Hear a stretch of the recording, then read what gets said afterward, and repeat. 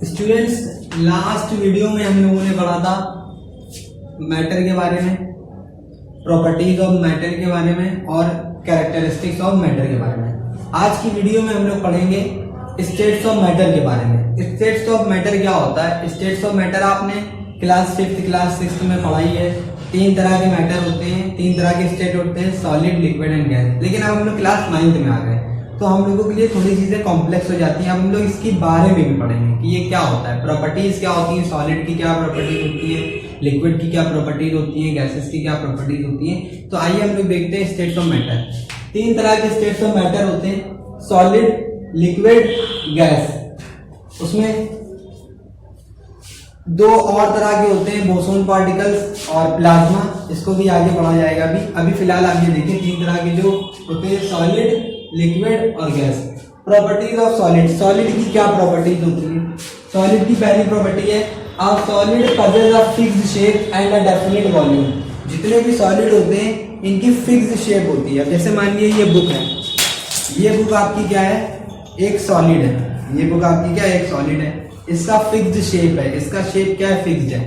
Fixed shape का मतलब है कि ऐसा नहीं है कि बुक को बैग में रखेंगे अपने टिफिन के साथ तो ये लस्सी बन जाएगी या लस्सी की तरह लिक्विड हो जाएगी या गैस बन के उड़ जाएगी।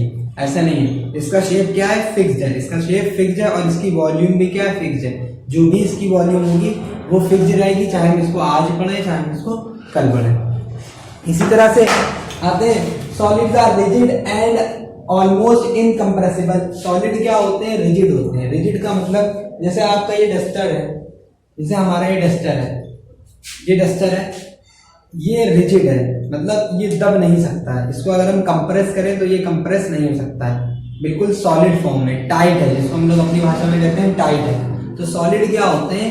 रिजिड होते हैं। ये इनकम्प्रेसिबल होते हैं, इसको कंप्रेस नहीं किया जाता। कंप्रेस का मतलब जैसे आप अपने बेड पे देखते हैं, गद्दा होता है, मैट्रेस होती है या तकिया होता है, वो कितना सॉफ्ट होता है। जब आप उसको ऐसे प्रेस करते हैं तो वो दब जाता है, जब आप सर रखते हैं तो वो दब जाता है। वो कहता है इनकम्प्रेस, उसको उस प्रॉपर्टी को कहते हैं इनकम्प्रेसिबल। तो वो हमारा इनकम्प्रेसिबल होता है। लेकिन कोई सॉलिड जैसे मार्कर है, इसको आप दबा रहे हैं तो ये दब नहीं रहा है, तो ये इनकम्प्रेसिबल है। उसके बाद आया सॉलिड में break under force but it is difficult to change their shape. जितने भी सॉलिड होते हैं इन पर फोर्स लगाकर क्या किया जा सकता है? इनको ब्रेक किया जा सकता है। जैसे मान लिए हम ये मार्कर है, इस पर हम फोर्स लगा दे तो ये बीच से ऐसे ये कर दे तो ये टूट जाएगा, लेकिन इसका शेप चेंज नहीं होगा। अब हम चाहें कि इसको सिलिंड्रिकल फॉर्म में है, ये सिलिंड्रिकल फॉर्म से हम इसको क्या करते हैं? इसको क्यूबिकल फॉर्म में लिए या राउंड फॉर्म में लिए, तो ये करना हमारे लिए बहुत मुश्किल है। हम फोर्स लगाकर इसको तोड़ तो सकते हैं लेकिन इसको शेप चेंज नहीं कर सकते। इसी तरह से आपकी फोर्थ प्रॉपर्टी है solid generally possess high density. Solid की क्या होती है? हाई डेंसिटी क्या होती है? डेंसिटी क्या होती है? आप जानते हैं डेंसिटी बराबर होता है मास अपॉन वॉल्यूम। तो सॉलिड की डेंसिटी क्या होती है? हाई होती है। जितनी ज्यादा डेंसिटी होती है उतना ही ज्यादा वो सब्सटेंस वाटर में डूब जाता है, उतना ही ज्यादा वाटर में सब्सटेंस क्या हो जाता है? डूब जाता है। डेंसिटी क्या होती है? मास पर unit volume is known as density. उसके बाद है solids do not exhibit diffusion. Solid में डिफ्यूजन नहीं होता है। जैसे कि आपने लास्ट वीडियो में देखा था डिफ्यूजन, अगर हम इंसेंस स्टिक या परफ्यूम लगाते हैं किसी एक रूम में तो रूम के बाहर भी हमारा क्या होता है? उसकी स्मेल जाने लगती है। तो ऐसा क्यों होता है? वो हमारा गैसेस स्टेट में है। और जो इंसेंस स्टिक जो अगरबत्ती है आपकी, उसको जब हम जला रहे हैं तो उसका जो धुआं होता है वो भी गैसेस फॉर्म में होता है। वो भी किस फॉर्म में होता है? गैसेस फॉर्म में। तो वो चला जाता है। लेकिन सॉलिड में ऐसा नहीं होता। सॉलिड में कोई भी ऐसी प्रॉपर्टी नहीं है, सॉलिड डिफ्यूजन को शो नहीं करता है। In solid 6th point, in solid intermolecular force of attraction is more strong. Solid के बीच में जो उसके मॉलिक्यूल्स होते हैं उसके बीच में बहुत ही इंटरमोलिकुलर फोर्स, जैसे एक मॉलिक्यूल ये, एक एटम ये, एक एटम ये, इन दोनों के बीच में फोर्स ऑफ अट्रैक्शन क्या होगी? बहुत ज्यादा होगी। बहुत आसानी से आप इसको अलग नहीं कर सकते। तो सॉलिड में फोर्स ऑफ अट्रैक्शन ज्यादा होती है। एग्जाम्पल आप देख सकते हैं, table, chair, common salt, silver, ice, diamond, stone, sugar etcetera. ये सब क्या होती हैं आपकी? ये सब सॉलिड फॉर्म में। और अगर आपसे पूछा जाए name the hardest solid known, name the hardest substance known, तो name the hardest substance known में क्या आता है? डायमंड आता है। अगर आपसे पूछा जाता है name the hardest substance known, तो उसमें क्या आता है? डायमंड आता है। आप देख सकते हैं आपकी प्रॉपर्टीज होती हैं, तीन तरह के स्टेट ऑफ मैटर होते हैं, सॉलिड, लिक्विड, गैस। पहली प्रॉपर्टी कहती है कि सॉलिड का शेप फिक्स्ड होता है और वॉल्यूम डेफिनेट होता है। दूसरी प्रॉपर्टी कहती है सॉलिड रिजिड होते हैं और इनकम्प्रेसिबल होते हैं। सॉलिड बहुत टाइट होते हैं, रिजिड होते हैं।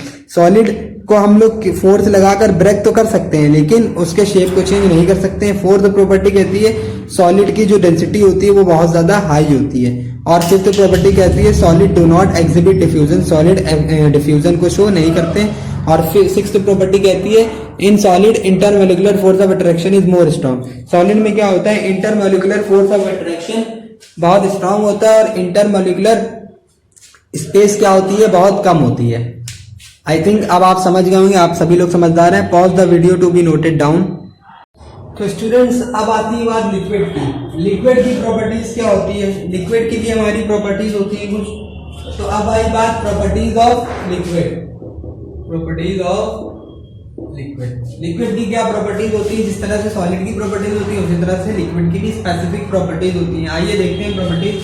The matter in liquid state possess definite mass, definite volume, but not definite shape। जो आपका लिक्विड होता है इसमें क्या होता है, लिक्विड में इसकी मास तो डेफिनेट होती है, इसका वॉल्यूम भी डेफिनेट होता है, लेकिन इसका शेप डेफिनेट नहीं होता है। फॉर एग्जांपल जैसे ये आपका लिक्विड आपने ले लिया वाटर है, कोई भी वाटर है, उसका आपने अगर उसको 2 लीटर लिया है तो वो 2 लीटर ही रहेगा।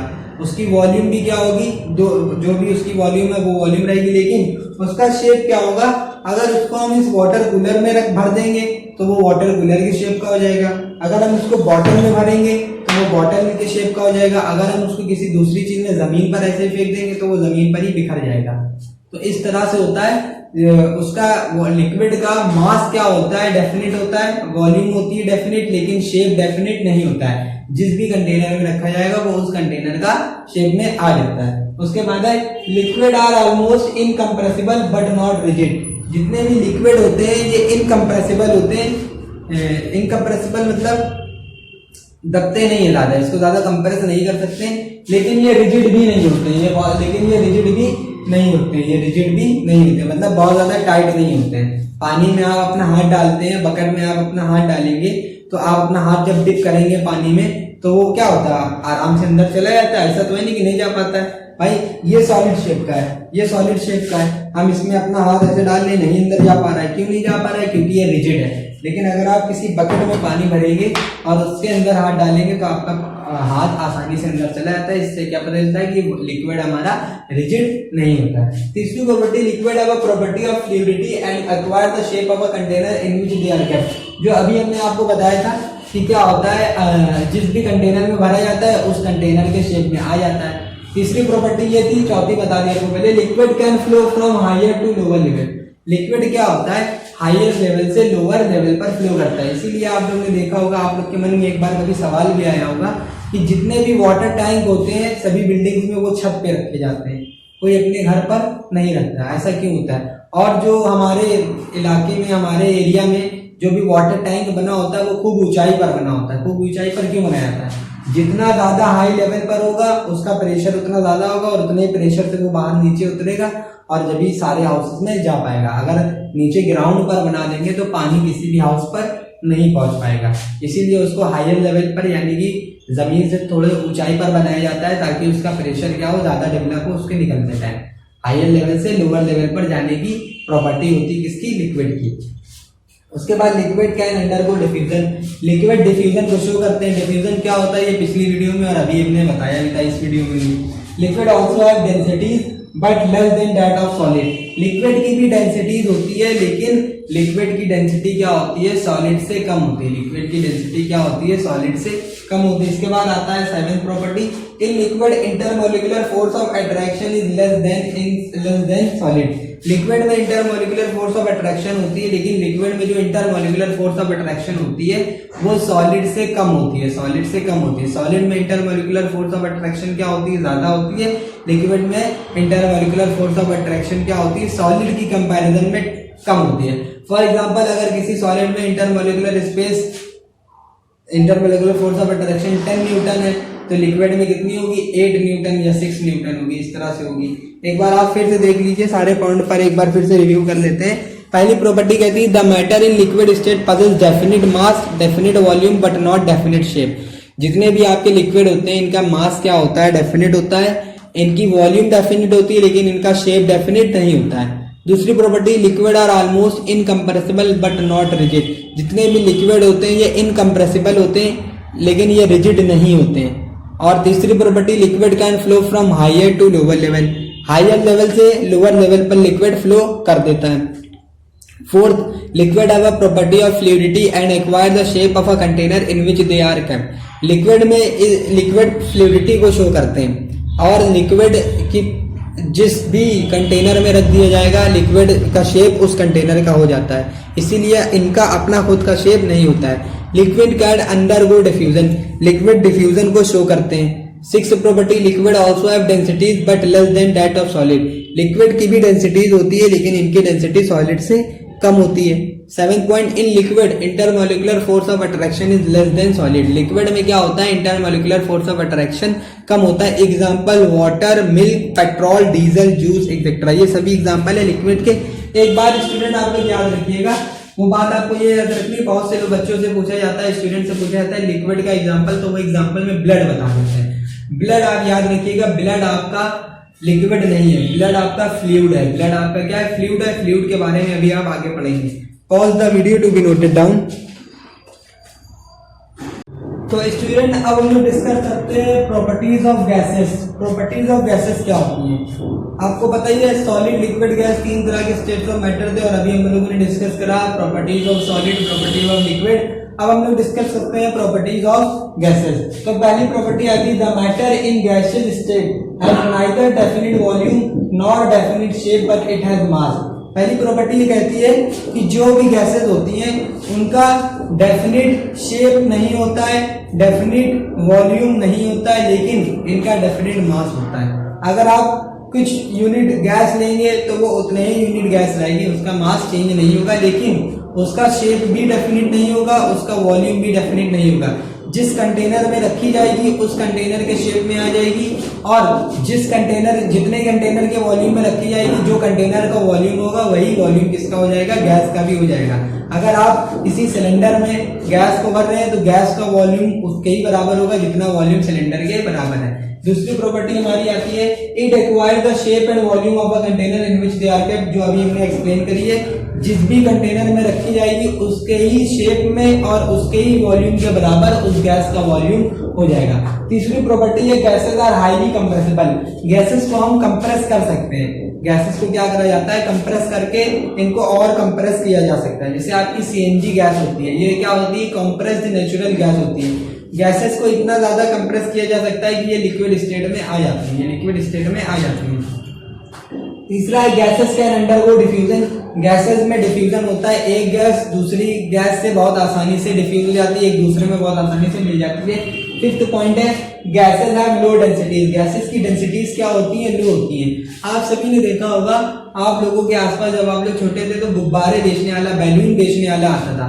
वो पता नहीं उसमें कौन सी गैस भरता है और वो गैस क्या होती है, ऊपर गुब्बारा होता है, लेकिन वो बैलून जो आप अपने मुंह से फुलाते हैं या किसी चीज से, किसी भी इससे उसमें एयर भरते हैं, फिल करते हैं, तो वो आपका ऊपर नहीं जाता है। लेकिन जो आप उस बैलून वाले से बैलून खरीदते हैं, वो बैलून क्या होते हैं, वो ऊपर चला जाता है, वो अपने आप उड़ने लगता है, हमारे घर की रूफ पे चिपक जाता है, या अगर आप उसको छोड़ देते हैं तो वो उड़ जाता है। तो वो गैस क्या होती है, देखिए वो एक अलग तरह की गैस होती है, उसकी डेंसिटी बहुत कम होती है।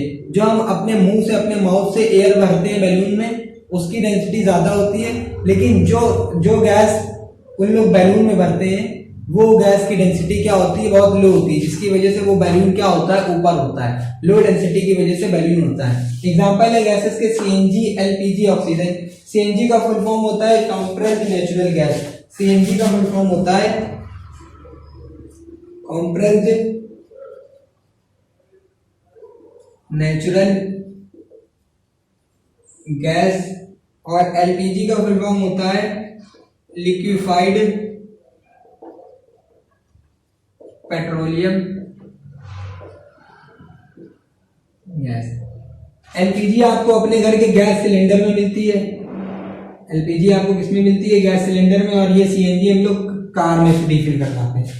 सीएनजी किस में रिफिल करवाते हैं, कार में रिफिल करवाते हैं। आई थिंक एक बार आपको फिर से एक्सप्लेन कर देना चाहिए। गैसेस की प्रॉपर्टीज क्या होती है?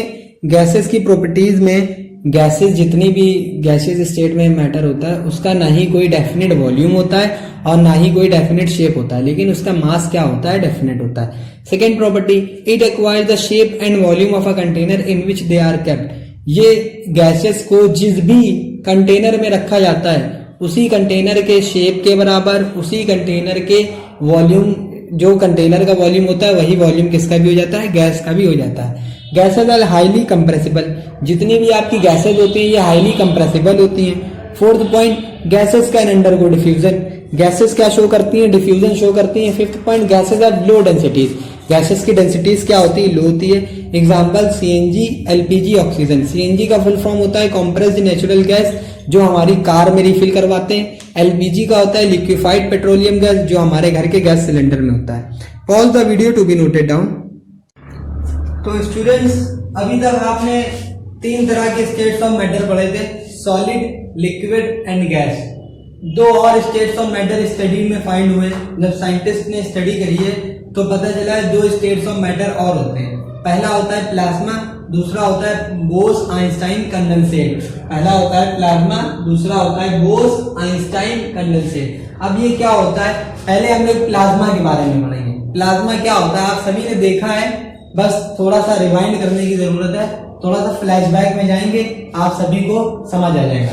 Plasma, this state of matter consist of a super energetic and super excited particle which are in the form of ionized gases. क्या होता है? प्लाज्मा में सुपर एनर्जेटिक गैसेस होती है। प्लाज्मा में क्या होता है? सुपर एनर्जेटिक और सुपर एक्साइटेड पार्टिकल होते हैं, जो किस फॉर्म में होते हैं? आयोनाइज्ड गैसेस के फॉर्म में होते हैं। किस फॉर्म में होते हैं? आयोनाइज्ड गैसेस के फॉर्म में। प्लाज्मा में क्या होता है? Super energetic and super excited particles. क्या होते हैं? सुपर एनर्जेटिक और सुपर एक्साइटेड पार्टिकल्स होते हैं, जो किस फॉर्म में होते हैं? आयोनाइज्ड गैसेस के फॉर्म में होते हैं। किस फॉर्म में होते हैं? आयोनाइज्ड गैसेस के फॉर्म में होते हैं। तो प्लाज्मा क्या होता है? प्लाज्मा वो स्टेट ऑफ मैटर है जिसमें सुपर एनर्जेटिक और सुपर एक्साइटेड पार्टिकल होते हैं गैसेस के। किस फॉर्म में? आयोनाइज्ड फॉर्म में। किस फॉर्म में? आयोनाइज्ड फॉर्म में। आई थिंक आप समझ गए होंगे प्लाज्मा अब क्या होता है। अब प्लाज्मा को हमने कहाँ देखा है? प्लाज्मा को हम सभी ने देखा है। कहाँ देखा है? आपने फ्लोरोसेंट ट्यूब, फ्लोरोसेंट ट्यूब जानते हैं क्या होता है? फ्लोरोसेंट ट्यूब क्या होता है? जिसको हम लोग घर में कहते हैं राड, होता वो रॉड है, लेकिन हम लोग घर में क्या कह देते हैं? राड जलाओ, राड जलाओ कह देते हैं। तो वो जो रॉड होती है, व्हाइट कलर की जो रॉड होती है, उसको क्या कहते हैं? फ्लोरोसेंट ट्यूब कहते हैं। तो फ्लोरोसेंट ट्यूब में आपने देखा होगा क्या होती है? हीलियम गैस होती है। फ्लोरोसेंट ट्यूब में क्या होती है? हीलियम गैस, या कोई दूसरी भी गैस हो सकती है, या कोई दूसरी भी गैस हो सकती है। वाइल नियॉन साइन बल्ब, आपने नियॉन साइन बल्ब देखा होगा, ट्रैफिक लाइट वाले, ठीक है, जो रात में चमकते भी हैं, वाले नियॉन साइन बल्ब होते हैं। उसमें क्या होती है? नियॉन गैस होती है। तो फ्लोरोसेंट ट्यूब में प्लाज्मा होता है, और क्या होता है? नियॉन साइन बल्ब में भी होता है।